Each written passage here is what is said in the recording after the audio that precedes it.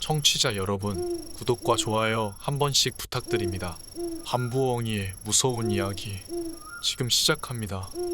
1956년 대구에서 태어난 저희 삼촌은 어릴 때부터 유난히 물놀이를 좋아하셨다고 합니다. 중고등학생 때에는 청소년 수영 선수로 활약하며 국제대회에서 상을 받을 정도로 수영에 대한 재능과 열정이 남다른 분이셨는데, 삼촌이 성인이 되기 전에 할아버지가 병환으로 돌아가시며 가정 형편이 어려워졌고 삼촌은 수영 선수의 꿈을 접을 수밖에 없는 상황이었다고 합니다. 그럼에도 꿈을 포기하지 못해서 22살이 되던 해에 경남 시내에 있는 해군 해남 구조대에 자원 입대했는데, 입대한 지 하루 만에 땅을 치며 후회하셨다고 했습니다. 이유는 훈련의 강도가 상상을 초월했다고 합니다. 고된 훈련을 하루하루 간신히 버텨내신 삼촌은 군복무 중 수중 용접 기술을 배우셨고, 전역 후에 부산에 꽤 규모 있던 조선소에 취직해 5년간 산업 잠수부로 활동했고, 그러다 30살에 제주도가 고향이신 직장 동료분과 사랑에 빠졌고, 그분과 결혼 후 제주 서귀포의 작은 어촌 마을에 정착하게 되었습니다. 그때가 1980년대 초반, 당시 전문 인력이 귀했던 제주도에서는 젊은 나이에 1급 잠수 기능사인 삼촌을 필요로 하는 곳이 많았는데, 삼촌은 인양 작업이나 수중 공사 등 다양한 일을 하셨고, 그렇게 가정을 이룬 삼촌은 열심히 일하시며 나름 넉넉하고 행복한 나날을 보냈습니다. 그러던 어느 날 평안한 마을에 불미스러운 일이 일어났는데, 마을 해변과 선착장 사이에는 커다란 갯바위 하나를 중심으로 암초대가 형성이 되어 있었는데, 이것은 다양한 바다 생물의 군락지로 낚시꾼들 사이에선 꽤 인기 있는 낚시 포인트였습니다. 그런데 이곳에서 밤낚시를 하던 2명의 낚시꾼이 갑작스레 실종된 것입니다. 주민들은 그저 낚시꾼들의 부주의로 그들이 너울에 휩쓸린 거라며 유감을 표할 뿐 크게 동요하는 사람은 없었는데, 며칠 후에 같은 장소에서 또 다른 낚시꾼이 익사하는 사건이 일어났습니다. 사고와 관련된 이상한 소문이 퍼지기 시작했고, 삼촌은 사건의 자세한 내막을 알게 되었는데, 한 젊은 낚시꾼이 동료들과 함께 갯바위 위에 자리 잡고 회를 안주 삼아 과하게 술을 마셨다고 합니다. 그때 누군가 물가와 가까운 암초 위에 서서 소변을 봤는데, 그러다 갑자기 바다에 첨벙 뛰어들었다는 것입니다.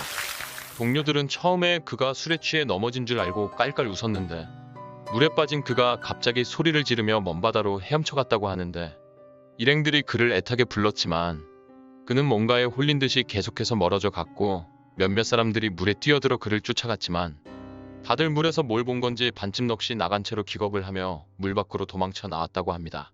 바닷속으로 사라진 그는 다음날 싸늘한 시신이 되어 무트로 밀려왔는데, 시신의 입안에는 정체 모를 머리카락 한 뭉텅이가 발견되었다고 합니다. 갯바위 낚시가 위험하긴 해도 그것은 전례 없던 끔찍한 사고였고, 연이은 사고로 인해 평화롭던 마을 전체가 술렁이기 시작했습니다. 그 후로 몇 달 사이에 바다에서 물질을 하던 해녀까지 실종되는 사건이 발생했습니다.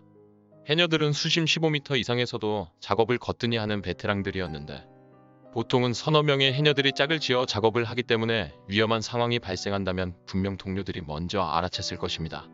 마을 해녀들이 바다에 나가 사망하거나 실종되는 일은 단 한 번도 없었는데, 그런 해녀의 사고 소식에 마을 주민들 모두가 당황했습니다.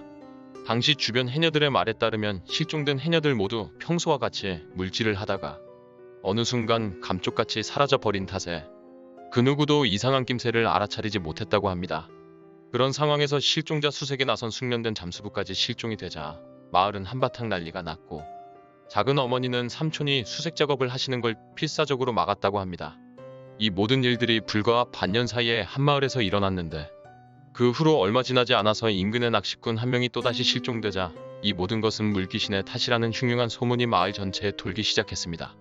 결국 한평생을 물질로 업을 삼았던 해녀들조차 바다에 들어가길 꺼려했고, 낚시꾼들 역시 더 이상 이 마을을 찾지 않게 되었는데, 거기다 설상가상으로 어업 수확량까지 눈에 띄게 줄어들자 급기야 마을의 털을 잡고 살아온 주민들마저 떠나가기 시작했습니다. 어업의 잠정 중단과 줄초상으로 평화로운 마을은 한순간에 아비규환이 되어버렸습니다. 상황을 보다 못한 마을 어르신은 영험하다는 신방을 불러오셨는데, 신방은 제주도 방언으로 무속인을 칭하는 말이라고 합니다. 해가 저물어갈 무렵 긴잿빛 머리를 뒤로 정갈이 묶은 중년 여성의 신방이 마을로 들어왔고, 그녀는 해변가에 우두커니 서서 바다를 한참 동안 노려보았는데, 어휴, 이렇게 멀리 있어도 숨통이 조여오는구먼. 이건 예사 기운이 아니네. 연신 방울을 흔들며 뭔가를 찾는 듯 물가를 천천히 둘러보던 신방은 심각한 얼굴을 하고는 도망치듯 무트로 나왔습니다. 마을 촌장에게 그간의 일들을 전해 들은 신방은 잠시 무언가를 생각한 끝에 입을 열었는데 그가 못되고 끔찍한 것들은 많이 봐왔지만 저도 저렇게 흉측한 건 난생 처음 봅니다. 독이 어찌나 바짝 올랐는지 내가 모시는 할머니도 등 뒤로 숨어버렸어요. 악귀도 저런 악귀가 없습니다.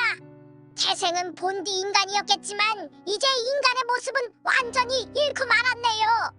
그 악독함이 깊이를 알 수 없을 정도니 어설프게 나섰다간 도리어 화를 입을 수 있습니다. 어떻게 방법이 없겠습니까? 굿으로 어찌할 수는 없겠습니까?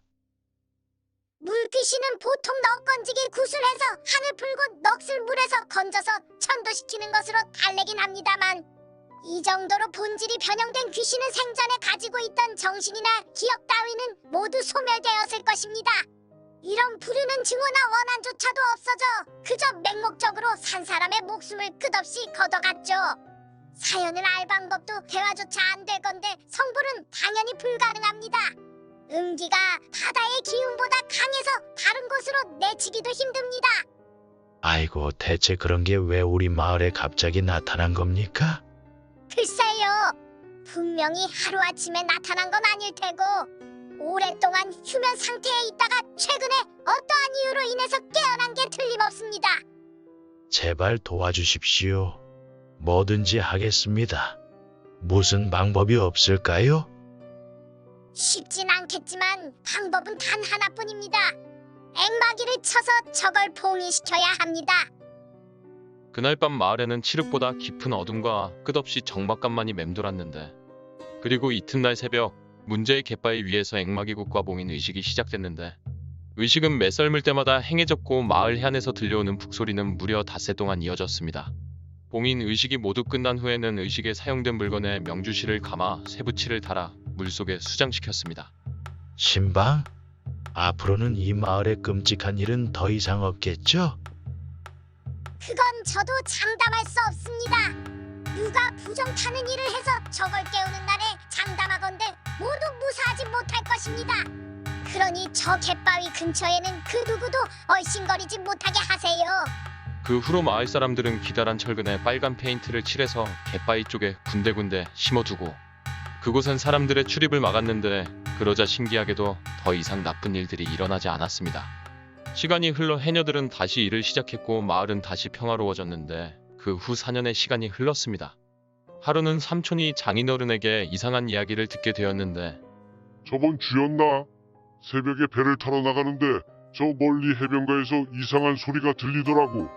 처음에는 잘못 들었나 싶었는데 그게 무슨 여자 목소리 같기도 하고 비명소리 같기도 한 것이 아무튼 기분이 나빴어. 그리고 잊어버리고 있었는데 엊그제 새벽에 같은 장소에서 또 그 소리가 들리더라고. 이번엔 그 소리를 듣자마자 오한이 들면서 머리가 아프고 속이 메스껍더라. 어휴, 그 길로 집에 와버렸지. 어째 느낌이 영 안 좋단 말이야. 자네도 바다 나갈 땐 각별히 조심하게. 하지만 삼촌은 예전에 마을에 안 좋은 일이 있었던 탓이라고 여겼고 그저 장인어른께서 예민하게 반응한 거라고 생각했습니다.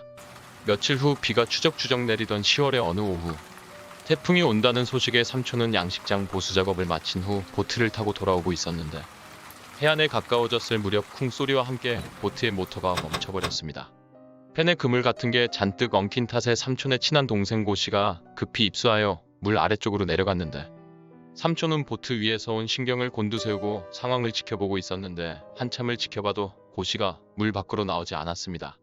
걱정스레 주변을 살펴보는 삼촌의 시야에 갯바위가 들어왔고 그날따라 군데군데 솟아있던 붉은 철근들이 평소보다 훨씬 음산한 기운을 뿜어내고 있었는데 왠지 모를 불길한 예감에 삼촌이 입수를 하려던 그때 고씨가 꼬르륵 소리를 내며 물 밖으로 고개를 내밀었습니다. 행님, 이거 그물이 아니고 머리카락 같은데요? 말이 되는 소리를 해라. 그물이 아니면 해초 같은 거겠지. 이상하네. 앞만 봐도 해초가 아닌 것 같은데요. 아무튼 싹 다 잘라낼 테니까 저기 니퍼 좀 주세요. 그래. 혼자서 할 수 있겠어? 아이고, 형님 매번 있는 일 아닙니까? 금방 처리할게요. 그렇게 도구를 챙겨 물속으로 들어간 고씨는 영영 물 밖으로 나오지 않았습니다. 뒤늦게 뛰어들어간 삼촌이 한참 동안 고씨를 찾았지만 고씨는 마치 증발이라도 한 듯 흔적도 없이 사라진 후였다고 합니다. 보트는 여전히 꼼짝도 하지 않았고 날은 어느새 어둑어둑 저물어갔는데 삼촌은 곧장 어촌에 전화를 걸어 도움을 청했고 근처에 있던 어선 한 척이 연락을 받고 와서 고씨의 보트를 끌고 갔습니다.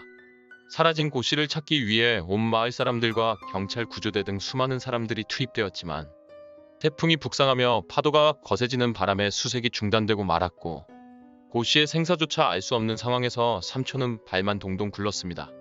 밤 10시 무렵에는 잠시 비가 그치며 바람이 제법 잠잠해졌지만 수색 작업은 여전히 중단된 상태였는데 썰물 때까지 고씨를 찾지 못한 채 이대로 태풍이 지나가 버린다면 그의 시신조차 영영 수습하지 못할 것이었습니다. 사실 삼촌과 작은 어머니가 처음 제주도에 정착했을 때 도민들의 텃세에 쩔쩔매던 삼촌에게 선뜻 손을 내밀었던 사람이 고씨였습니다. 그는 삼촌이 어려움에 처할 때마다 자신의 일처럼 발벗고 나서 도와주었고 삼촌 역시 그런 고씨를 친동생처럼 여겼는데 통곡을 하다못해 실신해버린 고씨의 아내와 아무것도 모르는 고씨의 어린 자녀들을 그냥 보고만 있을 수는 없었던 삼촌은 결국 직접 나서기로 했습니다. 당시 삼촌이 사용하던 머글이라는 재래식 산업용 잠수 장비는 조력자 없이 혼자선 사용이 불가능했기 때문에 삼촌은 스노클과 랜턴, 오리발 등 최소한의 장비만 착용한 채 가족들 몰래 밤바다에 뛰어들었습니다.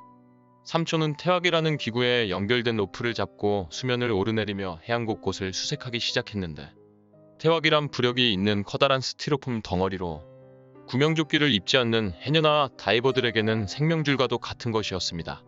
하지만 시야가 흐린 데다 비가 다시 쏟아지기 시작하며 바람이 다시 거세져 버렸고 지금 당장 철수하지 않으면 위험하다는 것을 알면서도 삼촌은 수색을 멈추지 않았고 그렇게 얼마나 지났을까. 수심 8m 지점의 랜턴 불빛이 비추는 곳에 희미한 사람 형체가 보였는데 순간 가슴이 철렁 내려앉은 삼촌은 급히 수면 위쪽으로 올라가 숨을 한번 가다듬은 후 다시 물 아래로 내려가 랜턴을 비추었습니다. 그곳에는 아까 보았던 사람 형체가 여전히 그 자리에 있었는데 삼촌은 그것이 고씨의 시신이라 확신하며 가까이 다가갔는데 하지만 강한 조류 탓에 시야가 점점 탁해지며 몸이 밀려나 접근조차 쉽지가 않았습니다. 삼촌은 전력을 다해 다가갔고 5m, 3m, 그리고 손만 뻗으면 닿을 거리까지 다가갔는데 몸을 곧게 세운 채 바닥을 바라보며 물속 한가운데 둥둥 떠있던 그건 키가 보통 성인 남성의 2배는 되어 보였습니다. 그리고 그것의 긴 머리카락은 사방으로 뻗쳐서 기분 나쁘게 살랑거리고 있었는데 이를 악물고 힘껏 헤엄쳐도 앞으로 나아가기 힘든 이 거친 조류 속에서 저 앞에 있는 사람 형체는 꼿꼿하게 지면에 시선을 고정시킨 채 미동조차 하지 않았습니다. 삼촌은 뭔가에 홀린 듯 잠시 넋을 잃고 그 형체를 보았는데 그리고 찢어질 듯한 높은 톤의 음성이 물속에서 나지막히 들려왔는데 그건 분명 사람이 인위적으로 내는 소리였습니다. 해녀들의 숨소리를 입으로 흉내내는 듯한 여자의 목소리는 듣기 거북할 정도로 몹시 불쾌했는데 소리를 찾아 사방을 둘러본던 중 다시 고개를 돌린 순간 삼촌은 자신의 눈을 의심했습니다. 미동도 없던 사람의 형체가 몸을 서서히 움직이며 삼촌 쪽으로 방향을 틀고 있었던 것입니다. 그것은 빛바랜 색동저고리 치마를 입고 있었는데 사방으로 뻗친 긴 머리카락들에 가려 얼굴은 보이지가 않았습니다. 그것은 고개를 좌우로 까딱까딱 거리며 기이하게 움직이고 있었는데 물살에 의해 자연스레 움직이는 것으로 보기엔 자세가 상당히 비정상적이었습니다. 온몸에 소름이 돋으면서 등골이 오싹해진 삼촌은 서둘러 수면을 향해 올라갔고 그리고 그때 귀 바로 옆에서 또다시 그 소리가 들렸고 깜짝 놀란 삼촌이 주변을 둘러봤지만 아무도 없었습니다. 괴형체가 있었던 아래쪽 역시 아무것도 없었는데 무심코 고개를 든 순간 그것이 삼촌의 코앞에 서 있었습니다. 길고 검은 머리카락이 물살에 휘날리며 삼촌의 얼굴을 마구 때렸고 전방의 시야를 다 가릴 정도로 커다란 얼굴이 갑자기 나타나자 삼촌은 자신도 모르게 냅다 비명을 지르고 말았는데 희미한 말소리가 들려왔습니다. 방해하지 마라. 그 말을 듣는 동시에 몸속에 남아있던 공기가 모두 빠져나가 버렸고 삼촌은 자신도 모르게 숨을 크게 들이키고 말았습니다. 다량의 바닷물이 순식간에 삼촌의 폐와 식도로 들이닥쳤고 가슴에 엄청난 통증을 느낀 삼촌은 급히 수면을 향해 헤엄쳐 올라갔습니다. 헤엄쳐 올라가던 도중 한쪽 다리가 갑자기 꿈쩍도 하지 않았는데 불빛을 비춰 확인하려 했지만 랜턴은 2번 깜빡거리더니 나가버려서 삼촌이 칠흑 같은 물 아래로 손을 뻗어 다리 쪽을 더듬거렸고 손끝에 날카로운 손톱과 크고 기다란 손가락들이 만져졌습니다. 누군가의 손이 삼촌의 왼쪽 오리발을 강하게 움켜쥐고 있었던 것입니다. 삼촌은 마구 발버둥치며 오리발을 벗어던진 후 사력을 다해 위쪽으로 올라갔는데 밖의 상황은 더더욱이 암담했습니다. 로프는 이미 놓친 지 오래고 태엽을 찾기는커녕 어느 쪽이 육지인지 구분조차 할 수가 없었습니다. 달빛 하나 없는 어둠 속에서 비바람과 함께 강한 파도가 끊임없이 삼촌을 덮쳐와 숨조차 제대로 쉴 수가 없었습니다. 구명장비 하나도 없이 한치 앞도 보이지 않는 밤바다 한가운데 둥둥 떠있는 건 자살행위나 다름이 없었기 때문에 고민하던 삼촌은 또 다시 발목이 붙잡혀 물속으로 끌려 들어갈지도 모른다는 생각에 일단 무작정 앞으로 헤엄치기 시작했습니다. 패닉 상태에 빠진 삼촌은 참을 수 없는 공포를 견디지 못해 그저 본능적으로 앞으로 나아갈 뿐이었는데 거친 숨을 쉴 때마다 머리 위로 끊임없이 덮쳐오는 파도 때문에 공기를 마시는 건지 바닷물을 마시는 건지 분간할 수 없었습니다. 체온이 급격하게 떨어지고 힘이 다 빠진 삼촌의 정신이 흐려지던 찰나 무언가 단단한 게 머리에 쿵하고 세게 부딪혔는데 순간 정신이 번쩍 든 삼촌은 손에 닿은 물체를 붙잡고 필사적으로 위로 기어오르기 시작했습니다. 머리에 부딪힌 그것은 커다란 암초였는데 온몸이 암초에 찍히고 긁혀 피가 흘러내렸지만 고통을 느낄 겨를이 없었는데 구사일생으로 간신히 물 밖으로 올라온 삼촌은 잠시 숨을 고르며 저 멀리 보이는 마을 가로등의 희미한 불빛을 바라보았습니다. 머리와 몸에서는 끊임없이 피가 흘러내렸고 그제야 정신이 들며 고통이 밀려왔고 상처가 꽤 심각해서 서둘러 지혈을 해야 했지만 머리에 흐르는 피에 빗물이 섞인 채 얼굴을 뒤덮어버려 눈을 제대로 뜰 수가 없었습니다. 삼촌은 랜턴을 겨우 집어드는데 성공했고 그렇게 랜턴 뒷부분을 몇 번 치자 탁 하고 불이 들어왔고 불빛을 비춰 주변을 둘러본 삼촌은 정신이 아찔해졌습니다. 주변 곳곳에 설치되어 있는 철근들이 모두 붉은색이었기 때문인데 오래전 신방이 그 누구도 얼씬조차 하지 말라며 신신당부했던 그곳에 삼촌이 위태롭게 몸을 기대고 있었습니다. 조금 전 물속에서 겪었던 악몽 같은 일을 떠올리며 좌절해버린 삼촌은 고민 끝에 갯바위를 벗어나 육지로 가기로 했고 육지까지는 그리 멀지 않은 거리였지만 만조 때 수심이 제법 깊은 데다 비바람이 거세져 파도가 꽤 높아진 상태였습니다. 이미 탈진한 상태로 만신창이가 된 몸이 이 성난 파도를 뚫고 무사히 육지에 닿을 가능성이 얼마나 될지 하지만 이대로 있다가는 파도에 휩쓸리거나 물속에서 봤던 그것이 또다시 나타날지도 몰랐습니다. 삼촌은 자리에서 일어나 랜턴으로 주변을 비춰보았는데 그때 대략 5m 남짓 떨어진 수면 위쪽으로 수많은 사람들의 머리가 솟아 있었고 좋기 수십 명은 되어 보이는 남녀가 빼곡히 모여서 삼촌을 등지고 물 위쪽으로 머리만 빼꼼 내밀고 있었습니다. 도저히 믿을 수 없는 이 기이한 광경에 삼촌은 두 눈을 비비며 그것들을 다시 한번 똑바로 쳐다봤습니다. 그것들은 출렁이는 파도 속에서 꿈쩍하지 않고 있었는데 그중 바짝 깎은 머리에 커다란 귓불을 가진 남자의 뒤통수가 유난히 눈에 띄었는데 그건 바로 삼촌이 애타게 찾고 있던 곳이었습니다. 한참을 불러도 대답은 돌아오지 않고 잠시 침묵이 흐르더니 기이한 소리가 파도를 뚫고 나지막하게 들려왔습니다. 아까보다 훨씬 더 날카롭고 소름 끼치는 그 소리에 삼촌은 반사적으로 소리가 나는 쪽으로 고개를 돌려 랜턴을 비췄습니다. 그리고 그곳은 누군가 갯바위 뒤쪽에서 고개만 내밀고 삼촌을 노려보고 있었는데 상반신만으로도 일반 성인의 키를 훌쩍 넘기는 그의 얼굴은 새파랗게 질린 채 퉁퉁 불어있었고 이마 곳곳에는 붉은 점들이 찍혀 있었으며 비정상적으로 넓은 미간에 가로로 길게 찢어진 눈은 움푹 파여 광대뼈 바로 위쪽에 붙어 있었습니다. 끝이 보이지 않게 늘어진 덥수룩하고 퍼석한 머리칼은 흡사 들짐승의 갈기처럼 보여 더욱더 공포스러웠는데 그것은 살기가 가득한 시뻘건 두 눈을 부릅뜨고 삼촌을 노려보고 있었습니다. 시선이 아래로 내려간 곳에는 온통 피로 얼룩진 오방색 저고리가 있었는데 그건 삼촌이 아까 물속에서 보았던 바로 그것이었습니다. 삼촌의 손끝에 느껴졌던 기다란 손가락 끝에는 새까만 손톱들이 제멋대로 솟아나 있었고 공포에 질려 그대로 얼어붙은 삼촌은 그저 그것에 시선을 고정시킨 채 아무것도 할 수 없었습니다. 잠시라도 한눈을 팔면 그것이 바로 삼촌을 덮칠 것만 같다고 생각했는데 그렇게 얼마나 지났을까. 그것은 조금의 미동도 없이 삼촌을 노려보고 있었습니다. 그리고 요란한 파도 소리와 빗소리가 잠깐 멈춘 것 같은 착각이 들었을 정도로 심장은 터질 듯 요동을 쳐댔고 피를 가득 머금은 슈트에서는 아련한 온기와 함께 비릿한 피비린내가 스멀스멀 올라오고 있었습니다. 여기서 100m 정도만 헤엄치면 발이 땅에 닿는 수심까지는 갈 수 있을 것이라 생각이 들었던 삼촌은 그래, 이렇게 된 거 이제 죽기 살기다 라는 마음으로 속으로 셋을 센 뒤에 곧장 물로 뛰어들어 전력을 다해 육지까지 헤엄쳐 가기로 했고 자칫 조류를 잘못 만나면 순식간에 먼바다로 밀려나 그대로 죽을지도 모르지만 그 상황에서 모든 건 운에 맡기는 수밖에 없었습니다. 방금 전까지 삼촌의 눈앞에 있던 그것이 순간 자취를 감춰버렸는데 삼촌이 육지까지의 거리를 재느라 순간적으로 그것에게서 시선을 떼어버렸기 때문입니다. 그때 불쾌한 숨소리와 함께 얼음같이 차가운 냉기가 삼촌의 볼을 스치며 말로 표현할 수 없는 엄청난 악취가 풍겨져 왔습니다. 온몸에 털이 쭉 뼈선 채 그대로 굳어버린 삼촌은 눈만 겨우 움직여 견눈질로 그걸 살짝 쳐다보았는데 차마 랜턴으로 그걸 비출 엄두는 나지 않았습니다. 외마디 비명과 함께 삼촌은 물속으로 몸을 날렸는데 짠 바닷물이 상처에 닿아 칼에 찔리는 것 같은 통증이 느껴졌지만 아픔을 느낄 여유 따윈 없었고 삼촌은 죽으림을 다해 육지로 헤엄쳐갔습니다.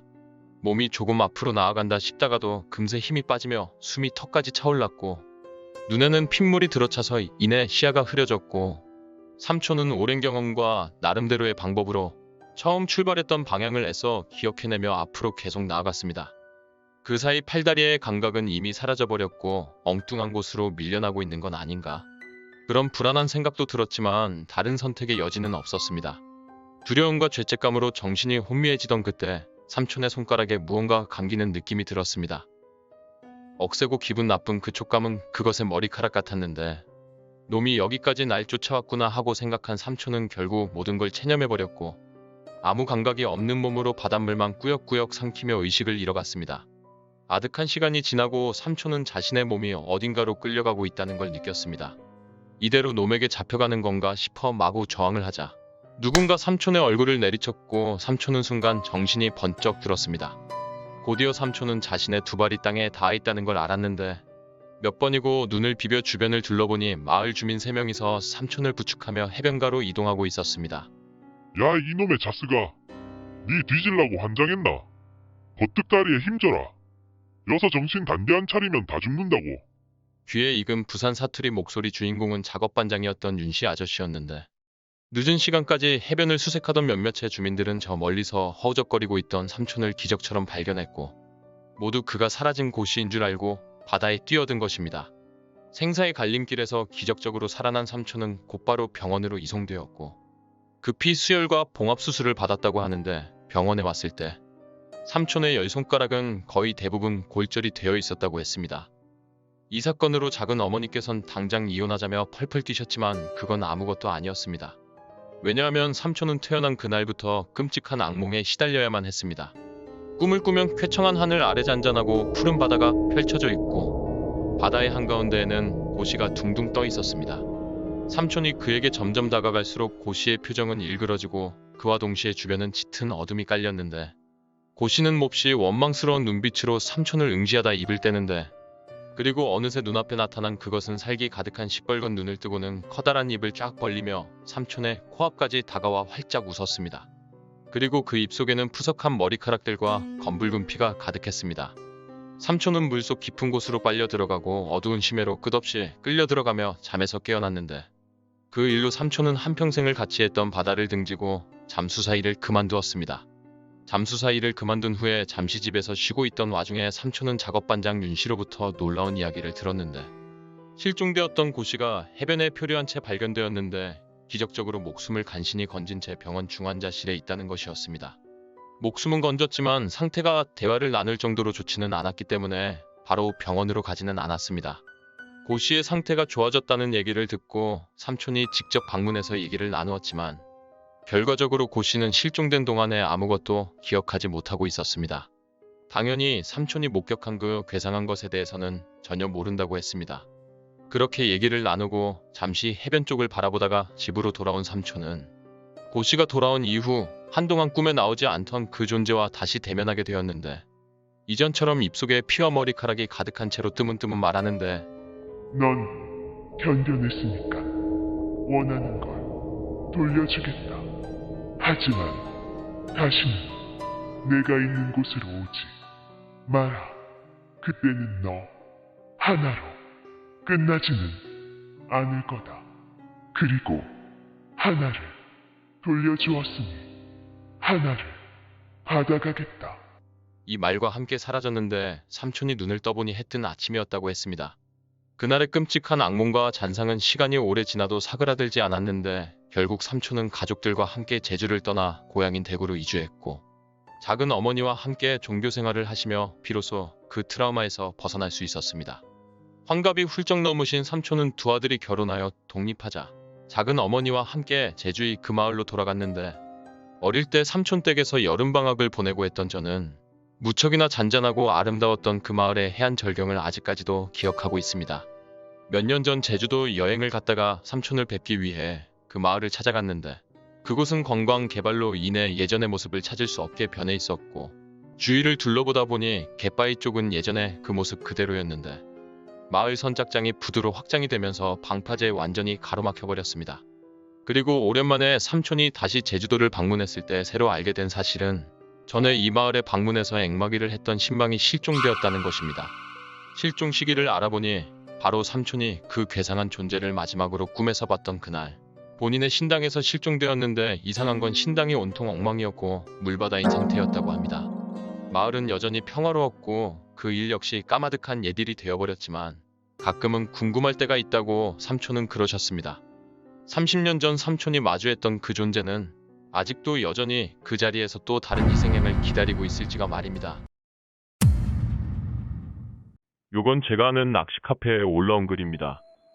한참 바다 낚시에 빠져서 무지 돌아다닌 적이 있어. 요즘엔 배 타고 하는 바다 낚시도 잘 못 가고 그러지만 말이야. 보통 갯바위 낚시라고 하면 배를 타고 조류가 잘 흐르는 포인트, 바다 한가운데 솟아오른 여밭이나 조그만 무인도 근처의 바위 절벽으로 가서 기어 올라가 자리 잡고 하는 거야. 선장은 바위 절벽의 움푹한 곳이나 하여간 올라가 자리 잡을 만한 곳들을 잘 기억해뒀다가 사람들을 내려주고 하루 지나서 다시 태우러 오고 하는 거지. 보통 그런 곳은 직벽이라서 수심이 10m 이상 20m 정도까지도 나오곤 해. 그리고 밀물 썰물의 흐름에 따라 조류가 잘 흘러주고 고깃대들이 지나가는 경로 근처에 있을수록 좋은 포인트로 각광을 받게 되는 거야. 솔직히 이거 위험한 취미야. 고기가 많았던 시절에야 그렇게 위험한 데를 갈 이유가 있나. 그저 동네 포구 앞 방파제만 가도 팔뚝만한 감성돔을 낚아 올릴 수 있다면 배값 아깝게 멀리 있는 무인도에 뭐하러 가. 다 고기가 없어지니까 점점 더 멀리, 점점 더 위험한 곳까지 쫓아가는 거지. 어떤 포인트는 심지어 사리대에 밀물 들어오면 물에 잠겨버리는 곳도 있다고. 만약 태워다 준 배가 제때 안 들어오면 꼬로록이지 뭐. 그런 곳 말고도 해안과 멀리 떨어진 곳이니 갑자기 넣을 파도라도 한 번 오면 쓸려나가기 십상이라. 어떤 사람은 바위에다가 앵커까지 박아서 안전로프를 매서 허리에 걸고 하기까지 하는 거야. 보통은 수면에서 한참 위쪽에 자리를 잡아서 그런 일은 좀 드물긴 하지. 그럼에도 불구하고 낚시꾼들은 위험은 아랑곳하지 않고 좀 더 큰 녀석, 좀 더 잘생긴 녀석을 낚기 위해 점점 더 험한 곳에 포인트를 개척하고자 하지. 실제로도 고기는 점점 더 줄어드니까. 유명한 갯바위 포인트에 잠수부들이 들어가 보면 완전 개판이지 뭐. 낚시줄에 바늘에 온갖 쓰레기로 도배가 되어 있고 갯바위 위에는 쓰다 남은 미끼, 먹고 버린 음식 찌꺼기, 온갖 쓰레기들, 잡아서 버린 물고기 시체들이 널브러져 썩어가기도 하고 그 상황에서도 일반인의 상상을 초월하는 사람들이 존재해. 좁은 공간이 되는 포인트에 들어가서 텐트까지 튼튼히 쳐놓고 일주일 이상, 심한 경우는 몇 달씩 진치고 눌러 앉아서 낚시를 하는 거의 미친 인간들이 있어. 그리고 장박꾼이라 불리는 사람이 근처 포인트에 정기적으로 들러서 식수하고 식료품들을 공급해주는 거지. 원래는 이런 행위는 불법이야. 낚시꾼들은 나갈 때 신고해야 되고 들어온 거 역시 확인하거든. 사고 방지 차원에서. 그런데 그렇게 바다 한가운데 무인도에 눌러 앉아있는 걸 경찰이 허용을 하나. 그래도 뭐 그 동네 선장들 잘 알고 그러면 그냥 슬그머니 가서 자리 잡고 있으면 이 사람이 한 달을 있는 건지 어제 온 사람인지 알게 뭐야. 우연히 그런 사람 근처 포인트에 가게 되어서 텐트를 들여다보면 이건 인간의 원초적인 향내가 그윽하게 풍겨 나오곤 하지. 거기다가 텐트 뒤 나뭇가지에 줄을 매서 잡았던 고기들을 배갈라 건조시키는 향까지 섞여서 아주 끝내줘. 그런 거 낚시꾼들에게는 아무 문제도 안 되는 거야. 단지 그 텐트 뒤줄에 걸려있는 감성돔의 사이즈가 50을 넘는다는 사실에 감동을 먹을 뿐이지. 그것도 10마리씩이나. 바로 그날 나는 완도 쪽에 자라는 낚시점에 바리바리 싸들고 찾아갔었지. 잘생긴 감성돔 한 마리 잡아보겠다고. 낚시점에서 미끼도 챙기고 이런저런 얘기도 하면서 내가 갈 포인트를 고르고 있는데 낚시점에 있는 뒷방에 사람 인기척이 나는 거야. 어디 아픈 것처럼 끙끙거리는 소리가 나더라고. 혹시 아는 사람인가 싶어서 누구냐고 물어봤더니 주인 표정이 어둡더라고. 준비 다 끝내고 배기 다리는 동안 할 일도 없던 나는 궁금해져서 캐물어 봤지. 장박 전문으로 다니는 50줄 들어선 아저씨였는데 나도 한두 차례는 만나서 소주 한 잔 정도는 했던 아저씨더라고. 근데 왜 낚시점 뒷방에서 끙끙거리고 있는지 이상해서 들어가 봤어. 그때 난 30도 안 된 젊은 초짜 낚시꾼이었고 그 사람은 극강 레벨의 고수라고 할 수 있는 건데 들어가 봤더니 두 눈은 움푹 들어가 있고 정신이 반쯤은 나간 것처럼 맛이 갔더라고. 난 이 사람이 술판을 좀 심하게 버렸나 싶어서 아저씨 어디 아프세요? 하고 물어보면서 방에 들어가 옆에 앉는데 이 사람이 술 냄새를 풀풀 풍기면서 끙끙거리고 있었어. 아니 끙끙거리는 것뿐 아니라 사시나무 떨듯이 떨었어. 물론 날 알아보지도 못하더라고. 그래서 다시 나와서 주인한테 물어봤지. 저 아저씨 왜 저러고 있냐고. 어디 아프면 병원을 가든가 해야지. 왜 남의 장사하는 집에서 저러냐고. 일주일째 저러고 있다는 거야. 자주 가던 포인트에서 한 2주 정도 있었는데 지난 월요일 아침에 물 가져다 주려고 갔더니 미친 사람 꼴을 해서 텐트고 뭐고 다 내팽개치고 배에 타더라는 거지. 그래서 태우고 나왔더니 뭐가 그리 무서운지. 무섭다고 벌벌 떨면서 방에 처박혀서 술만 퍼마시고 집에 갈 생각도 안 한다는 거야. 궁금해지잖아. 하지만 난 뭐 조금만 있다가 배 타고 나가야 되는 상황이고 남 얘기를 더 물어봐야 의미도 없을 것 같아서 그냥 덮고 폭우로 나갔지. 근데 가는 날이 장날이라고 해경이 낚시배 일제 단속을 하는데 하필이면 내가 탈 배의 선장이 뭔가 잘못되어서 걸렸다는 거야. 타고 나갈 배도 없고 나 말고도 허탕친 낚시꾼들은 다들 시바거리고 낚시점 주인은 또 나름대로 선장한테 욕하면서 싸움나고 결국 포기하고 돌아갈 사람들은 돌아가고 난 어차피 오늘 돌아가 봐야 일정 비어서 할 일도 없으니 술이나 한 잔 먹고 자고 가야겠다 싶어서 가게로 돌아온 거지. 나 말고도 평소 안면이 있던 40대 아저씨 낚시꾼하고 같이 가게로 돌아오면서 안주거리하고 술도 좀 사가지고 왔어. 그렇게 가게에서 판을 벌리려고 그러는데 아까 그 상태 안 좋던 장박꾼이 슬그머니 나와서 옆에 앉더군. 냄새를 풀풀 풍기긴 했지만 아까보다는 한결 정신이 돌아온 것 같더라고. 그래서 얘기가 시작된 거야. 도대체 뭔 일이냐고 물어본 거지. 그러니까 지난 일요일 밤 이 아저씨는 어지간한 초짜 낚시꾼들은 한번 들어가 보고 싶어도 짬밥에 밀려서 못 들어가는 특급 포인트에 이미 2주 동안이나 자리 잡고 씨알 좋은 가을 고기들을 싹쓸이를 하고 있던 거지. 비록 그날 날씨는 별로고 파도가 높아서 힘들긴 했지만 날은 음력스보다 세니까 물살도 적절하고 낮에 하루 종일 입질도 좋고 해서 두둑하니 고기를 건져놨는데 저녁 때가 되면서 점점 더 날씨도 나빠지고 해서 밤낚시는 포기하고 텐트 안에 들어 앉아 술을 먹고 있었다는 거야. 근데 달도 아직 안 뜬 초저녁인데 발 아래 직벽에서 뭔가 이상한 소리가 들려온 거지. 돌고래가 지나가나 싶어서 내려다봤더니 글쎄 수심 10여 미터 되는 그 바닷물 위로 사람들 서너시 두렁거리면서 걸어가더라는 거야. 남쪽 방향으로. 그래서 기겁을 해서 눈을 비비고 다시 보니까 서너도 아니라는 거야. 바람은 불고 파도는 치고 구름은 잔뜩 끼었는데 그 구름 틈바구니로 희끄무레하게 비치는 별빛으로 보니 바다 위로 여기저기 서너씩에서 못해도 200명은 좋게 넘을 사람들이 어떤 놈은 씩씩하게 어떤 놈은 허우적허우적 어떤 놈은 마지못해 자꾸 돌아보면서 서로 손잡고 가는 부부 같아 보이는 사람들도 있고 아이들도 있고 걸어가고 있더라는 거야. 별빛 비치는 바다의 물결은 출렁거리는데 그 깊은 물 위로 사람들이 3-3-5 뭉쳐서 걸어가고 있는 모습이 눈앞에 펼쳐진 거지. 기절할 노릇이지. 순간 무섭기보다는 그냥 내가 오랫동안 혼자 있어서 꿈을 꾸나 보다 하는 생각이 들더래. 그래서 꿈을 깨려고 자기 뺨을 때리면서 헛기침을 크게 한번 했다는 거야. 그랬더니 깨라는 꿈은 안 깨고 오히려 바로 발 아래 무리로 걸어가던 사람들이 고개를 슥 들어서 자기가 있는 텐트를 올려다보더니 휘적휘적 절벽을 기어 올라오더라는 거야. 그때 마주친 눈빛이 아직도 눈에 선하다니까. 이건 진짜 기절초풍할 일이지. 사람 아무도 없는 바다 한가운데에 있는 바위섬 중턱에 텐트 치고 앉아 있는데 그 깊은 바닷물 위로 걸어가던 사람들이 기침 소리 듣고 자기를 보더니 바위 절벽을 스물스물 기어 올라오는 거야. 도망갈 데도 없어. 숨을 데도 없어. 그저 텐트 입구 지퍼를 올려서 장구보는 침낭 속에 머리 박고 엎드려 버린 거지. 그러고 있으니 잠시 후 텐트를 쓱쓱 소리나게 쓰다듬으면서 그 사람들이 하는 말이 같이 가자. 팔다리는 사시나무 떨리듯이 떨리고 식은땀은 비오듯 쏟아지는데 온몸에는 한기가 느껴지고 그저 할 수 있는 일이라고는 침낭 속에 머리를 쳐박고 살려주세요, 살려주세요만 반복했다는 거야. 얼마 동안을 그러고 있다 보니 어느새 기절을 한 것 같은데 깨어보니 해가 뜨고 있더라는 거지. 조심스럽게 텐트를 열고 보니 날씨는 맑게 개었고 바람은 잔잔하니 물결도 가라앉았고 저 멀리 동쪽으로 붉은 해가 솟아오르고 있고 이젠 살았구나 싶었다는 거야. 그래서 힘을 내서 짐 정리해서 도망 나와야 되겠다고 생각을 하는데 팔다리에 힘이 하나도 없고 정신도 못 차리겠고 해서 남아있던 소주로 대병 나발을 불면서 배가 오기만 기다리다가 선장에게 두말 없이 태워달라고 해서 장비고 텐트고 다 내팽겨치고 배 타고 무트로 나온 거지.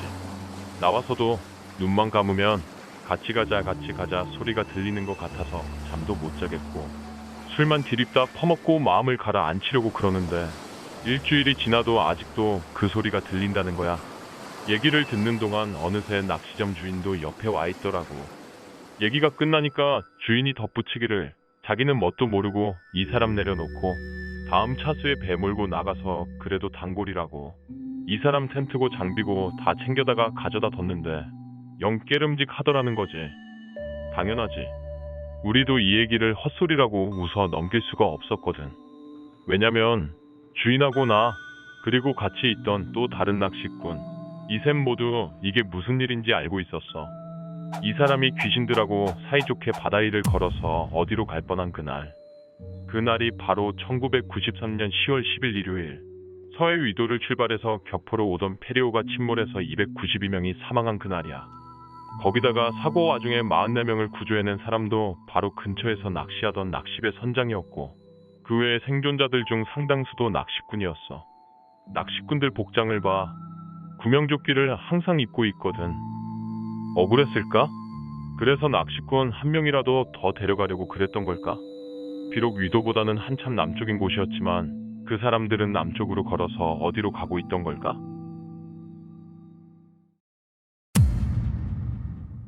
대부분 붕어대물 낚시를 하시는 분들은 사람들이 없는 산속 조그만 소류지 이런 곳을 많이 찾습니다.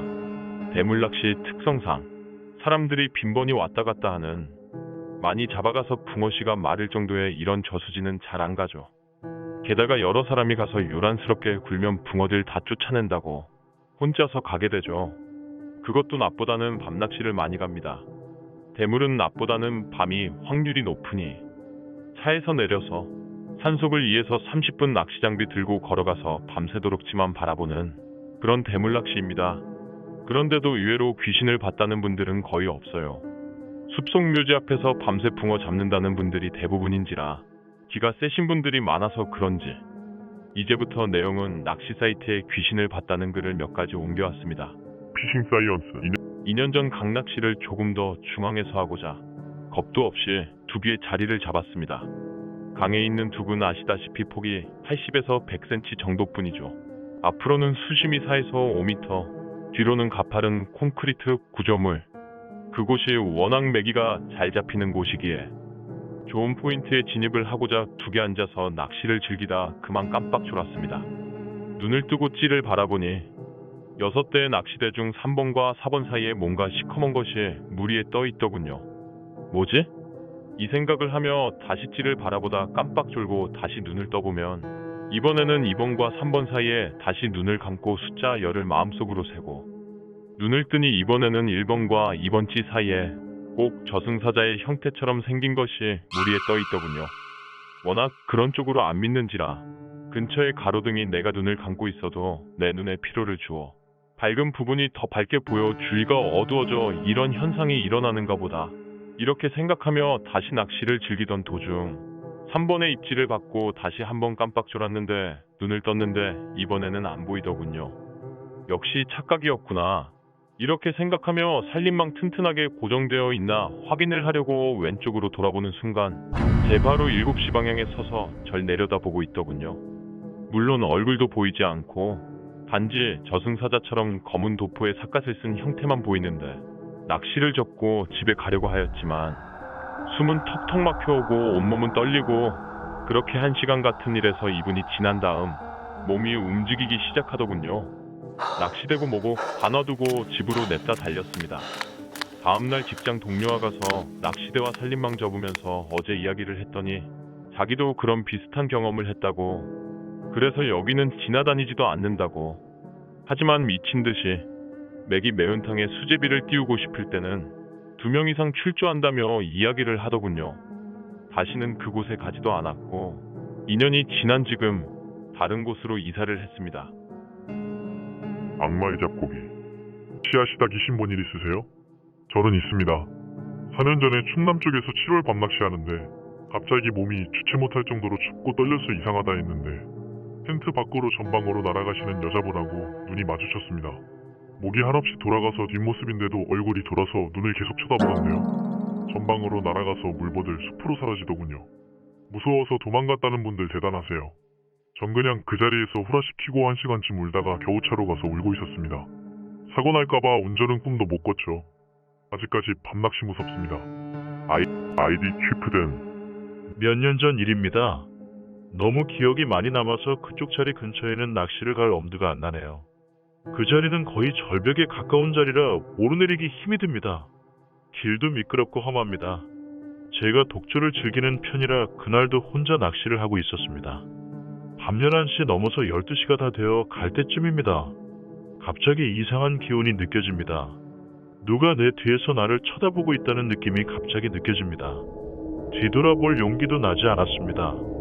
그 순간 갑자기 뒷목이 싸늘해지는 듯한 느낌, 찬 기운이 뒷목을 스쳐갑니다. 그러면서 머리카락과 온몸에 털이 쭈뼛하게 일어납니다. 온몸이 경직됩니다.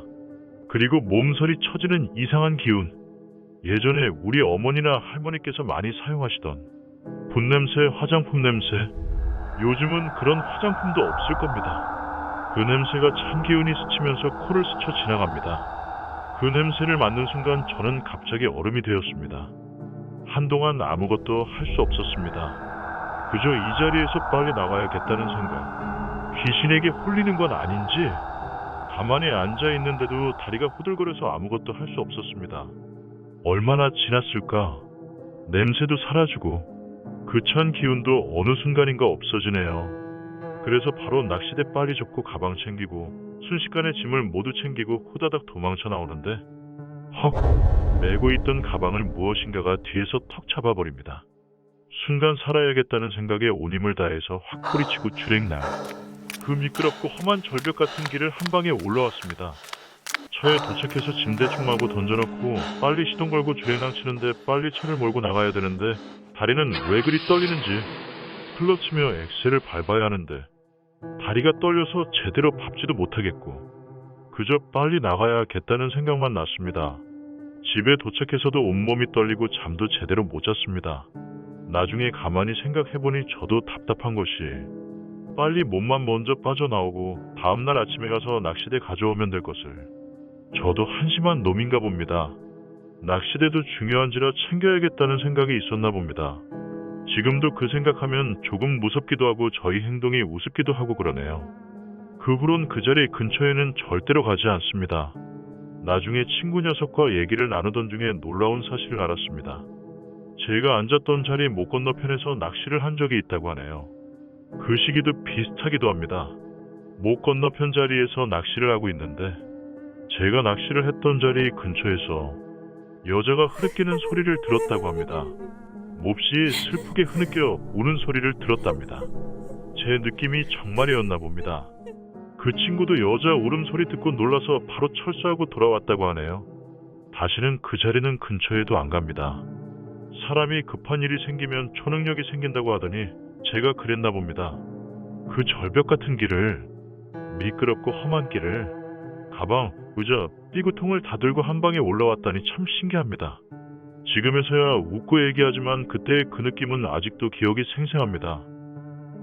남자. 몇 해 전 여름 7에서 8월쯤 청양군 소재에서 아주 큰 교통사고가 있었죠. 소나타 차량과 학원버스의 충돌로 5에서 7명쯤의 어린아이의 목숨을 빼앗아갔던 곳.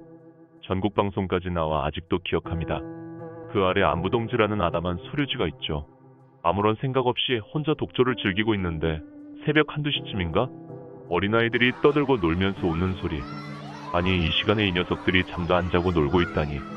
별 생각 없이 낚시에 집중하고 있을 때쯤 문득 뇌리를 스치는 생각. 앞불사. 애들이 세상을 떠난 곳이라는 게 머릿속에서 팍 꽂힌다. 애들은 점점 다가오고, 아, 난 죽었다. 혹시나 걔들이 다가와, 아저씨 낚시 잘 돼요? 라고 물어보기라도 하면 뭐라고 하지. 너무 무서워서 옆에 있던 소주 한 병을 벌컥벌컥 마시고 텐트문 걸어 잠그고 무릎 담요 뒤집어 쓰고 밤을 지새운겨. 지금도 생각하면 등골이 오싹합니다. 귀신 있는 것 같아요. 백상어일. 남자님, 미치는 줄 알았습니다. 작년 추석쯤 안부동지에서 1박 2일 밤낚시 중 야쏘 일쪽에서 애들 노는 소리가 나길래 주유소에 추석이다 보니 애들이 놀러 왔나 보다 하고 그냥 아무 생각 없이 아침에 오고 새벽같이 주유소 직원이 문을 열어서 그냥 이상하다 하고 생각만 했었는데 지금 님의 글을 읽어보니 참 꺼림직합니다. 하백이. 처가집이 청송입니다. 청송 안덕면 근처에 작은 소류지가 있습니다. 새벽 낚시 가서 월척을 삼순화했던 곳이죠. 그래서 같이 낚시 다니는 지인에게 이야기하고 같이 출조를 했습니다. 6년 전 6월경입니다. 그 소류지는 앉을 수 있는 자리가 제 방권밖에 없습니다. 그래서 제 방 초입에 제가 앉고 10m 떨어진 곳에 지인, 그 옆에 5m 떨어져서 나머지 지인 이렇게 앉았습니다. 밤새 낚시를 하고 있었고 자정을 넘어 새벽으로 가고 있을 시간 3시쯤 되었습니다. 찌 하나가 스물스물 입질이 오면서 올라오고 있었고요. 낚시대를 잡고 챔질을 하려고 낚시대를 드는데 발밑에서 귀신이 제 발을 움켜잡았습니다. 저는 낚시대를 들고 물속으로 그대로 다이빙을 했죠. 그때 겨우 정신 차리고 옆에 풀을 붙잡고 매달렸고 물속에서는 저희 다리를 끌어당겼습니다. 조금 시간이 지나서 옆에 동출한 지인이 무슨 일이냐고 이야기를 걸었고 그때 비로소 끌어당기던 것이 없어졌습니다. 풀을 붙잡고 겨우 올라와서 무트에 앉았습니다. 그날은 같이 출조했던 사람 모두 고기를 한 마리도 못 잡았습니다. 지난번에 월척지식이 이 이야기를 적었더니 낚시대를 들지 않고 받침대를 들어서 그렇다는 리플이 있던데요.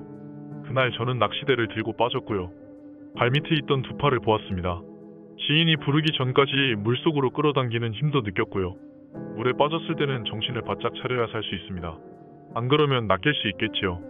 물귀신에게 그 소류지는 다시는 안 갑니다. 3D. 용인에 있는 관리형 저수지에서 있었던 이야기입니다. 연안 좌대에서 밤낚시 하던 중 새벽 4시쯤 화장실 가는 중 관리실에서 사장님이 저희 좌대 쪽으로 오시면서 입질 없으면 술이나 한잔 하시자며 오시다가 말없이 다시 관리실로 돌아가셨습니다. 제 생각에는 뭐 이런 사람이 다 있어 하며 뒤돌아서며 습관처럼 물가에 눈이 갔습니다. 잠깐 동안 제 눈을 의심했습니다.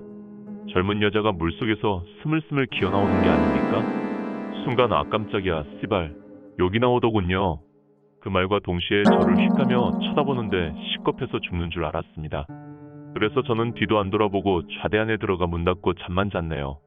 아침에 사장님이 좌대에 오셔서 새벽에 소주 한잔 하려다 죽는 줄 알았다며 새벽에 있었던 얘기를 하는데 오다가 귀신이 나오는 바람에 돌아갔다고. 헐, 나만 본 게 아니라서 참 다행이라 생각하며 라면 먹고 8시에 철수했습니다. 님들께서도 만약에 귀신을 본다면 욕하고 쌩까세요. 대꾸하면 따라다닌대요.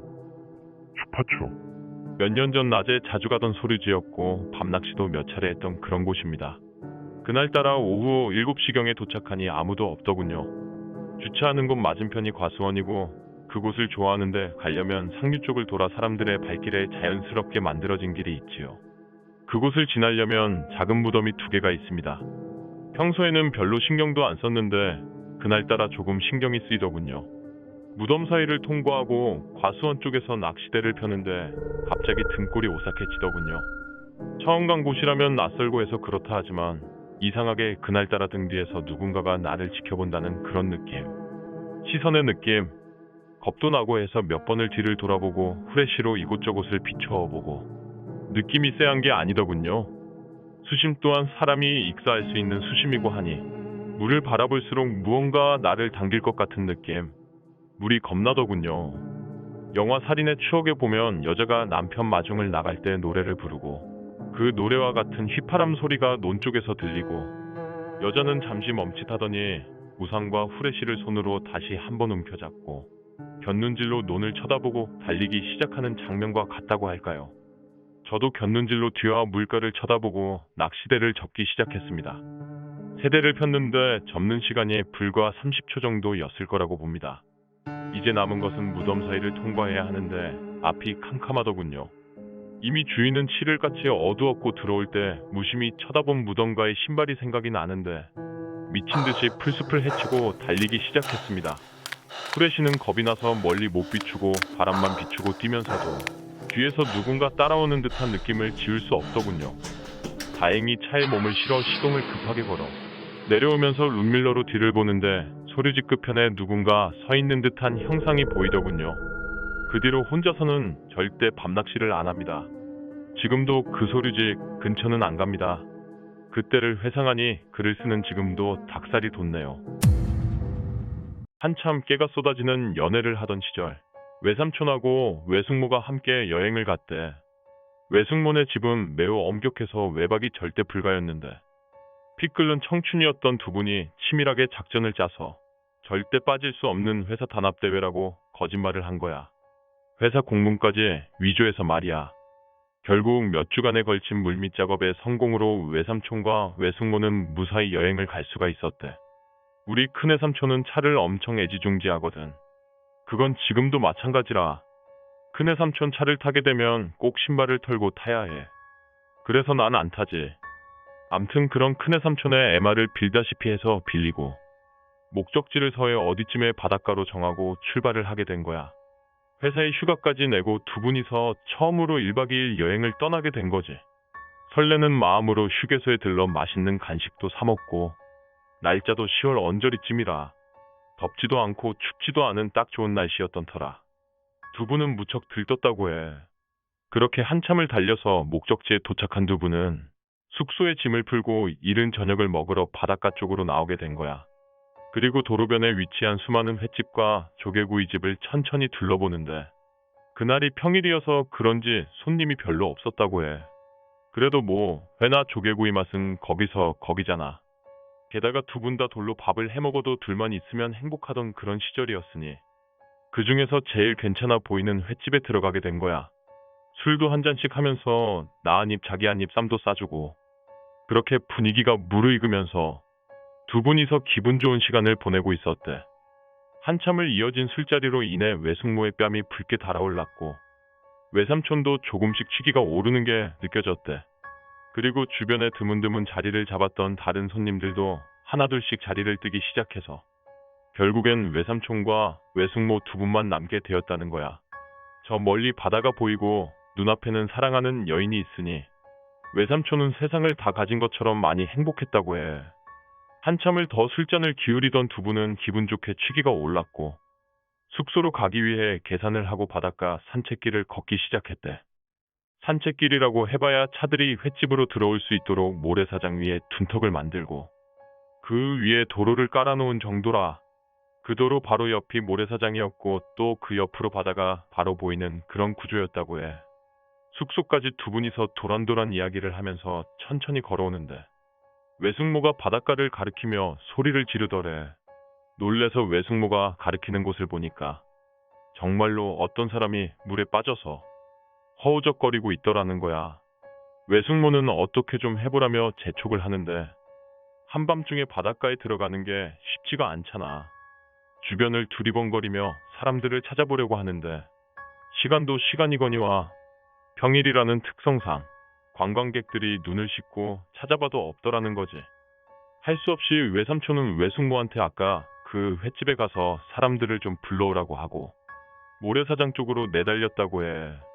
달려가면서 조금만 참으라고 소리를 지르고 바닷가로 뛰어들었는데 의외로 깊지 않은 곳에서 그 사람이 발버둥을 치고 있더래. 외삼촌의 어깨까지 오는 높이에서 발버둥 치는 사람의 목을 뒤에서 걸고 빠져나오는데 그 사람이 꿈쩍도 안 하더라는 거야. 우리 외삼촌이 키도 크고 풍채도 좋아서 모르는 사람이 보면 조폭인 줄 알고 말도 잘한 거는 그런 스타일인데 외삼촌보다 작아 보이는 그 사람이 더군다나 물에 빠져서 기운도 빠졌을 텐데 전혀 꿈쩍도 안 하고 그 자리에서 계속 발버둥만 치더라는 거야. 발버둥 치는 그 사람 때문에 주변에 물보라가 일어서 외삼촌 눈에 바닷물이 들어가고 난리도 아닌 상황이었는데 아무리 힘을 주고 용을 써봐도 꿈쩍도 안 하니까 외삼촌도 미치고 환장할 노릇이었대. 나중엔 입에서 욕까지 나오면서 가만히 좀 있으라고 하는데도 계속 발버둥만 치고 앞으로 전혀 나갈 수가 없더라는 거야. 그렇게 한참을 실갱이를 하다가 도저히 안 되겠어서 기절을 시키고 데리고 나가자라는 생각이 든 외삼촌이 뒷목을 내리치려고 하는 그때 이상한 점이 눈에 띄더라는 거야. 외삼촌은 키가 크니까 어깨 높이까지 물이 차올랐는데 그 사람은 외삼촌보다 체구가 작아서 목 아래 부분까지 찰랑찰랑 물이 차올라 있었다나 봐. 근데 당연히 그렇게 빠지면 발까지 저어가며 어떻게든 나오려고 애를 써야 되는데 외삼촌이 잡고 있는 상체 부분은 나오려고 허우적거리는데 하체 부분은 전혀 미동도 안 하고 있더라는 거야. 상체가 그렇게 허우적거리면 그 여파로 다리 부분도 조금은 움직여야 하는데 일부러 안 움직이는 건지 아님 그 자리에 못 박힌 건지 하여튼 조금도 움직이지 않더라는 거지. 깜짝 놀란 외삼촌이 그 사람을 뿌리치려고 하는데 그렇게 허우적거리던 사람이 외삼촌 쪽으로 눈 깜짝할 사이에 뒤돌아서 오히려 외삼촌의 목 부분을 팔로 감싸더라는 거야. 그때서야 외삼촌은 그 사람의 얼굴을 볼 수 있었는데 얼굴은 물속에 오래 있어서 그런지 시퍼렇게 변해 있었고 우리가 주위에서 흔하게 보는 그런 인상이었다고 해. 근데 그 작은 체구에서 소나기 힘이 얼마나 센지 외삼촌이 목에 둘러져 있는 그 사람의 팔을 풀려고 애를 쓰는데 풀어질 생각을 안 하더라는 거야. 그리고 외삼촌을 내리 누르기 시작하는데 진짜 그건 사람의 힘이 아니었대. 내려가지 않으려고 죽으림을 다해 버티던 외삼촌이 결국 그 힘에 못 이겨 바닷물 속으로 가라앉았는데 외삼촌은 그때 보고야 만 거야. 물속에서 허우적거리던 그 남자의 하체 부분이 칼로 잘라내기라도 한 것처럼 감쪽같이 없었다는 거야. 그러니까 상체의 반만 내밀고 허우적거리고 있었던 거지. 외삼촌은 이렇게 죽는구나 싶었대. 위에서 내려 누르는 힘이 너무도 강해서 도저히 밖으로 나올 엄두도 안 났고 딱 그대로 죽는구나라는 생각만 들고 그동안 살아왔던 인생이 주마등처럼 스쳐 지나가더라는 거지. 그렇게 반항하던 힘을 빼고 외삼촌이 축 늘어지려는 그때에 갑자기 외삼촌이 몸이 둥실하고 뜨더니 물 밖으로 나오게 된 거야. 그리고 누군가가 외삼촌의 양뺨을 불이 나도록 세게 쳤는데 실신할 것 같은 그 와중에도 너무 아파서 정신이 확 들더라는 거야. 그렇게 눈을 떠서 보니까 아까 봤던 횟집 주인 아저씨가 외삼촌을 마구 흔들고 있었고 외숙모는 거기까지 들어오지는 못하고 조금 멀리 떨어져서 눈물 콧물 범벅이 되어 있더라는 거야. 그리고 횟집 사장이 외삼촌을 없다시피 해서 모래사장으로 겨우겨우 끌고 나왔는데 그때까지 울고 있는 외숙모가 도대체 뭐하는 짓이냐고 울면서 소리를 지르더래. 머리를 몇 번 흔들고 정신을 차린 외삼촌이 어리둥절한 표정으로 외숙모를 보니까 저기 좀 보라며 왜 저걸 붙잡고 그러고 있냐고 하더래. 외삼촌의 시선이 자연스레 외숙모가 가리킨 곳을 쳐다보니까 웬 통나무 하나가 바닷물에 둥둥 떠 있더라는 거야. 그 통나무 가지 끝에 흰색 청 같은 게 매달려 있었는데 횟집 사람들을 부르러 간 외숙모가 달려와서 보니 외삼촌이 그걸 붙잡고 씨름을 하다가 바닷물 밑으로 가라앉고 있더라는 거야. 그리고 놀란 횟집 사장이 바다로 뛰어들어서 외삼촌을 구해낸 거고 분명 외삼촌은 사람의 얼굴을 바로 앞에서 똑똑히 봤는데 귀신이 고칼 노릇이었던 거지. 외삼촌을 구해준 횟집 사장은 투덜거리면서 바닷물의 한 지점을 너무 오랫동안 보고 있지 말라고, 바닷가에 사는 사람들에겐 금기 같은 거라고 툴툴거리며 그 소리를 하고 사라지셨대. 한참 동안을 모래사장에서 멍하게 있던 외삼촌은 울고 있는 외숙모를 달래서 숙소로 돌아가야겠다는 생각을 했대. 물속에 너무 오래 있어서 체온이 떨어지기 시작했고 더 이상 그 바닷가에 한시도 있고 싶지 않았다고 해. 그렇게 기이한 경험을 하고 외숙모가 외삼촌을 부축해서 짐을 풀었던 숙소로 들어가는데 카운터에서 심드렁하게 TV를 보던 모텔 주인이 외삼촌과 외숙모를 불러 세우더래.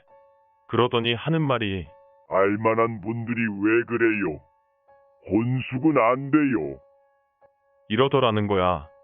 아까 전에 짐을 풀고 나갈 땐 즐거운 여행되라며 웃어주던 주인이 인상을 쓰면서 그 말을 하더라는 거지. 안 그래도 두 분 다 바닷물에 흠뻑 젖어서 바들바들 떨고 있었는데 방에도 못 들어가게 하고 이상한 소리만 하니까 외삼촌이 짜증이 난 거야. 아까도 둘이 들어가서 짐을 풀었는데 이제 와서 왜 딴소리냐고 소리를 질렀대. 그랬더니 주인이 아, 거기 뒤에 있는 남자분 말이요. 그분은 안 된다고요. 이러면서 지지 않고 소리를 지르더라는 거야. 외삼촌과 외숙모는 그 순간 등 뒤로 소름이 돋으면서 할 말을 잃고 서로를 마주봤대. 그리고 외삼촌이 떨리는 목소리로 모텔 주인한테 지금 누구 보며 하는 소리냐고, 자세히 보라고, 우리 말고 또 누가 있냐고 재차 되물었대. 그러니까 TV를 보면서 건성으로 대답하던 모텔 주인이 고개를 돌리고 작은 카운터 구멍으로 눈을 빼꼼히 내밀더니 다시 한번 외삼촌과 외숙모를 쳐다보더래. 한참을 그렇게 쳐다보던 모텔 주인이 카운터 출입문을 열고 밖으로 나오더니 아까까지 같이 있던 남자분 어디로 갔냐고 오히려 외삼촌한테 대묻더라는 거야. 안 그래도 두 분 다 물에 빠져서 퍼렇게 질려 있는데 모텔 주인까지 기괴한 소리를 하니까 외숙모는 거의 정신이 나갈 지경이었다고 해. 외삼촌이 겨우 지탱하고 들어올 때부터 2명뿐이었다고 모텔 주인한테 이야기하고 방으로 올라가는데 등 뒤로 모텔 주인의 말소리가 들리더래. 분명 3명이서 들어왔는데 더 이상하네. 이러는 말소리가 말이야. 설레는 마음으로 떠나온 여행인데 두 분 다 몰골이 말이 아니게 된 거지. 서둘러 방으로 들어와서 따뜻한 물로 샤워를 하고 젖은 몸을 말리고 있었는데 외숙모가 너무 무서워하더라는 거야. 입술이 파래져가지고 드라이기로 머리를 말려주는데 모텔 주인이 한 이야기를 하면서 여기 못 있겠다고 하더래. 무서워서 잠도 못 자겠다고 하면서 말이야. 사실 외삼촌도 아까부터 계속 모텔방 출입문 쪽에서 들리는 발소리가 신경이 쓰였던 터라 몸이 좀 마르면 차 안에서 잠깐 눈을 붙이고 술이 깨는 대로 여기를 벗어나자고 합의를 한 거야. 그리고 다시 짐을 싸고 모텔 주차장에 세워뒀던 차 트렁크에 싣고 차 속에서 잠깐 눈을 붙이기로 하셨대. 운전석과 보조선 시트를 뒤로 눕히고 외숙모한테 담요까지 덮어주고 나서야 외삼촌도 피곤이 몰려와서 깜빡 잠이 들었다고 해. 그리고 나서 외숙모는 몸이 흔들려서 눈을 떠보니 외삼촌이 옆에서 운전을 하고 있더래. 벌써 해가 떠오르려는 시간이 되어가고 있었고 외삼촌은 외숙모가 눈을 뜬 것도 모르고 정면만 주시하면서 운전에 열중하고 있더라는 거야. 외숙모가 보조석 시트를 올리면서 언제부터 이런 거냐고 묻는데도 대꾸를 안 하고 더운 날씨도 아닌데 이마엔 식은 땀까지 송글송글 맺혀 있더라는 거지. 분위기가 이상함을 느낀 외숙모가 운전하는 외삼촌의 어깨에 손을 올렸는데 외삼촌이 기겁하고 놀라면서 소리를 지르더라는 거야. 그 소리에 더 놀란 외숙모가 도대체 왜 그러냐고 물으니까 외삼촌은 그제서야 속도를 줄이면서 차를 갓길에 세우더래. 그리고서 들려준 이야기가 피곤함에 골아떨어진 외숙모와는 달리 외삼촌은 악몽을 꾸면서 잠을 설치고 있었는데 정면으로 누워자던 외삼촌 얼굴에 차가운 뭔가가 뚝 하고 떨어지더래. 그 소름 끼치는 차가운 느낌에 외삼촌이 눈을 떴더니 바로 자기 눈앞에 아까 봤던 그 남자 얼굴이 둥실하고 떠 있더라는 거야. 소스라치게 놀란 외삼촌이 벌떡하고 일어나는데 그게 꿈이었던 거지. 놀란 마음에 숨을 몰아쉬면서 이마에 흐른 땀방울을 닦아내는데 외삼촌 티셔츠 목 부분이 심하게 젖어 있더라는 거야. 그래서 시트 부분을 보니까 땀을 흘렸다고 하기엔 지나치게 많은 양의 물이 흥건하게 고여 있더라는 거야. 놀래서 외숙모 쪽을 쳐다보는데 외숙모는 몸을 차분히 향하게 옆으로 누이고 곤히 자고 있더래.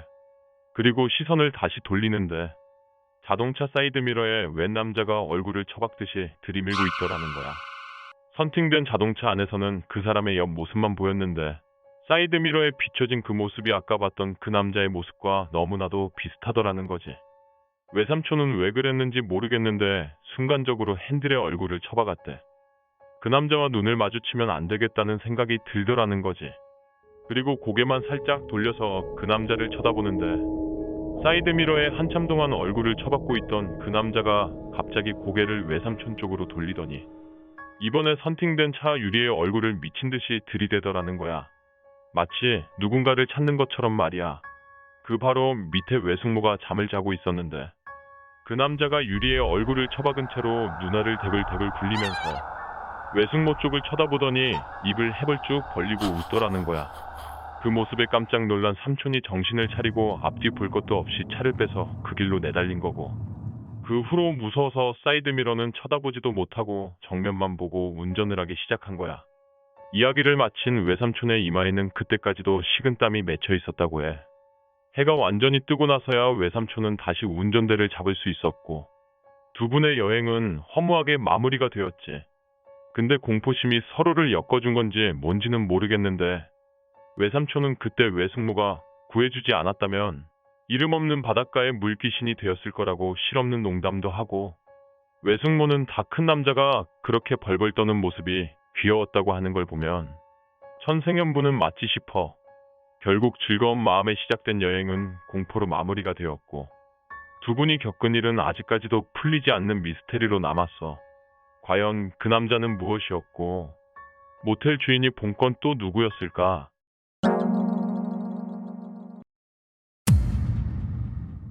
아버지의 고향은 진도입니다. 아버지께서는 낚시를 무척이나 좋아하시는데, 그 때문에 여름 방학 때마다 저희 가족은 할머니가 계시는 진도로 가야 했습니다. 언젠가 여름이었습니다. 그 해 여름도 진도로 내려갔는데 마침 큰아버지도 오셨었습니다. 아버지께서는 낚시를 같이 할 사람이 생겨서 무척이나 기뻐하셨고, 두 분이서 매일같이 바다로 가서 낚시를 하셨습니다. 나흘째 되는 날, 그날도 아버지께서는 점심을 먹고 큰아버지와 낚시도구를 챙겨 밖으로 나갈 채비를 하고 있었습니다. 그런데 이상하게도 그날따라 할머니께서는 아버지를 못 나가게 하셨습니다. 애비야, 오늘따라 느낌이 안 좋다. 가지 마라. 허나 낚시하는 재미에 계속 빠지신 아버지께서는 아랑곳하지 않으셨고, 큰아버지와 함께 바다로 나가셨습니다. 아버지께서는 며칠 동안 같은 자리에서 하시다 보니 조금 질리셨는지 더 좋은 자리를 찾겠다며 이리저리 돌아다니다가 처음 가보는 자갈밭에 도착했습니다. 그런데 이상한 일이었습니다. 그날은 비가 부슬부슬 내렸는데 바람이 하나도 불지 않았습니다. 그런데도 계속 걸어가는데 발길에 차이는 소리치곤 너무 큰 잘그락 하는 소리가 아버지와 큰아버지 뒤에서 계속 났습니다. 비 오는 날이라 자갈밭에는 두 분 외에는 없었다고 합니다. 원체 두려움을 느끼지 못하셨던 아버지와 큰아버지는 별일 아니거니 하고 계속 자리를 찾아 자갈밭을 가로질러 걸어갔습니다. 그러다가 꽤 좋은 낚시터를 발견하신 두 분은 바로 자리를 잡고 낚시를 하기 시작했습니다. 그날따라 이상하게 월척이 많이 잡혔고 신이 난 두 분은 계속 고기를 잡았습니다. 그런데 고기를 담아놓은 커다란 깡통이 계속 뒤집어지면서 그 안에 고기가 자꾸 쏟아졌습니다. 큰아버지께서 깡통 위에 커다란 돌을 올려놓았는데도 계속 쏟아졌습니다. 아까 말씀드렸듯이 그날은 바람이 하나도 불지 않았는데 말입니다. 그제야 뭔가 이상한 느낌이 든 큰아버지께서는 아버지를 데리고 집으로 돌아가려고 했지만 아버지께는 고집을 부리시며 계속 고기를 잡아야 한다고 하셨습니다. 결국 큰아버지는 극단의 선택으로 미끼통을 바다에 힘껏 던져버리셨습니다. 그 순간 바다의 저쪽 멀리 떨어진 곳에서 뭔가 검은 것이 둥둥 떠내려왔습니다.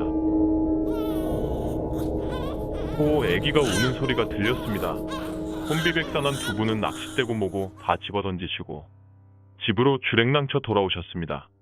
아버지는 집에 도착하자 가족들에게 아까 있었던 일을 해주셨는데 문득 할머니께서 아침에 만류하시던 게 생각났습니다. 이윽고 할머니께서 이런 이야기를 해주셨습니다. 진도는 제주도와 그리 멀지 않는 거리라 몇 년 전쯤 마을에 죽은 해녀가 해류를 타고 떠내려왔다고 합니다. 당시 마을에는 이상한 소문이 있었습니다. 죽은 해녀의 한쪽 다리를 잘라다가 잘게 갈아 깡통에 넣어 부적을 만들면 애군을 막는다는 것이었습니다. 바닷물에 퉁퉁 불어 신원을 알 수 없는 시체를 당시 마을 사람 5분이서 잘라 부적으로 만들었고 4분은 몸에 지니고 1분은 자기 집 대문 앞에 놓아두었다고 합니다. 그리고 다음날 몸에 지녔던 4명은 죽어있고 대문 앞에 놓아둔 1명은 미쳐 있었다고 합니다. 이를 불길하게 여긴 마을 사람들은 당장 다리 잘린 해녀의 시체를 바다에 버렸다고 합니다. 그리고 다시 몇 년 후 한 낚시꾼이 해녀를 버린 곳에서 실종되었다고 했습니다. 그리고 그곳에서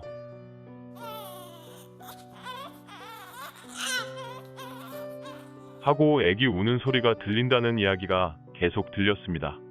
아버지와 큰아버지가 갔었던 자갈밭 앞바다가 그 해녀를 버린 곳이었다고 합니다. 무섭기보단 이를 측은히 여기신 아버지는 목발 하나를 가져다가 그 자갈밭으로 다시 가서 불태웠답니다. 그런데 이상한 일이었습니다. 그 목발을 태울 때 나는 연기가 계속 아버지를 쫓아왔습니다. 이리 피해도 따라오고 저리 피해도 따라오고 몇 번을 그렇게 반복하다가 바다 쪽으로 다 탈 때까지 계속 흘러갔고 그 뒤로는 그런 실종사고나 울음소리를 들었다는 일은 없었다고 합니다.